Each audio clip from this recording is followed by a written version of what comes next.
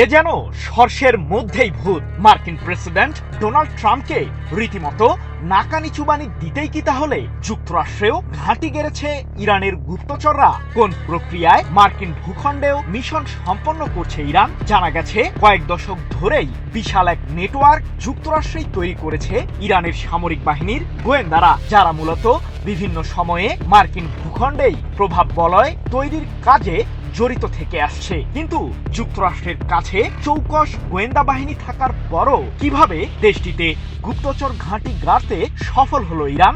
গুপ্তচর বাহিনীর সদস্য হিসেবে মূলত ইরানের জন্য কারা কাজ করছে? ইরানের ইসলামিক শাসন ব্যবস্থার পতন ঘটানোর জন্য বহুদিন ধরেই পায়তারা চালিয়ে আসছে যুক্তরাষ্ট্র, যার সবশেষ নিদর্শন সাম্প্রতিক যুদ্ধের মাধ্যমেই দেখেছে পুরো বিশ্ব। আয়াতুল্লাহ আলী খামেনিকে হত্যার মাধ্যমে ইরানের সরকারকে উৎখাত করতে চেয়েছিলেন প্রেসিডেন্ট ট্রাম্প। সে নিয়ে ইসরায়েলের প্রধানমন্ত্রী বেনিয়ামিন নেতানিয়াহুর সাথে হাত মেলান মার্কিন শাসক, কিন্তু সফলতার ঝুড়িতে উল্লেখযোগ্য কোনো কিছুই অর্জন করতে পারেনি ইহুদিবাদীরা। উল্টো যুদ্ধের ময়দানে ইরানের কাছে চাপে পড়ে এক প্রকার বাধ্য হয়েই এখন সাময়িক যুদ্ধবিরতিতে গেছে যুক্তরাষ্ট্র ইসরায়েল।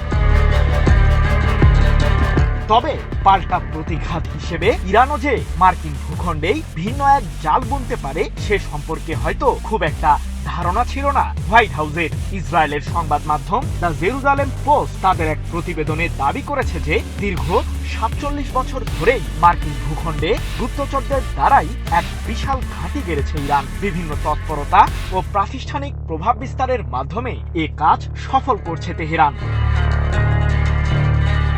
ইরানিদের নিয়ে কাজ করা যুক্তরাষ্ট্র ভিত্তিক মানবাধিকার সংস্থা national union for democracy in Iran সম্প্রতি তাদের এক প্রতিবেদনে দাবি করেছে যে কয়েক দশক ধরে যুক্তরাষ্ট্র জুড়ে একটি টেকসই কাঠামো তৈরি করতে সফল হয়েছে তেহরান। বিভিন্ন শিক্ষা প্রতিষ্ঠান, ধর্মীয় উপাসনালয় এবং সামাজিক সংগঠনকে নিয়েই এই জাল বুনেছে ইরান, যারা মূলত ইরানকে ঘিরে মার্কিন প্রশাসনের ষড়যন্ত্রের বিরুদ্ধে যুক্তরাষ্ট্রের নাগরিকদের মাঝে সচেতনতা বৃদ্ধিতে কাজ করছে। কিন্তু ইরানের এই কৌশলকে টেক্কা দিতে কেন ব্যর্থ হলো মার্কিন গোয়েন্দারা?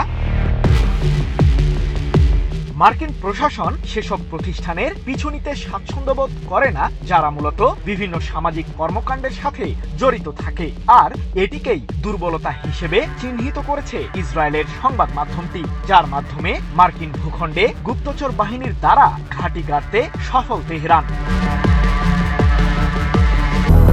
200-র বেশি সার্ভিস ও ফিচারে লেনদেনের সব বিকাশ অ্যাপে সম্ভব।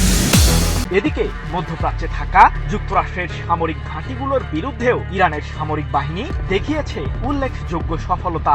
মার্কিনী ওই স্থাপনাগুলোর প্রতিরক্ষা ব্যবস্থাকে ক্ষেপণাস্ত্র দিয়েই ঘায়েল করেছে তেহরান। এমনকি ইরানের বিরুদ্ধে জোরদার হামলা চালাতে আসা যুক্তরাষ্ট্রের বিমানবাহী রণতরী ইউএসএস আব্রাহাম লিঙ্কনকেও ভয় দেখিয়ে সেটিকে পারস্য উপসাগরীয় অঞ্চল থেকে তাড়াতে ব্যাপক কৌশল খাটায় তেহরান, যাতে সফল হয় ইরানের সামরিক বাহিনী। তাই তো সাম্প্রতিক যুদ্ধ শুরুর আগেই ইরানের পররাষ্ট্রমন্ত্রী আব্বাস আরাকচি বলেছিলেন, মধ্যপ্রাচ্যে থাকা মার্কিনীদের স্থাপনাকে ঘিরে 2 দশকেরও বেশি সময় ধরে গবেষণা চালিয়েছে তেহরান, যার সাহায্যে যুক্তরাষ্ট্রের সামরিক বাহিনীর দুর্বলতাগুলোকে চিহ্নিত করতে সফল ইরানের সশস্ত্র বাহিনী।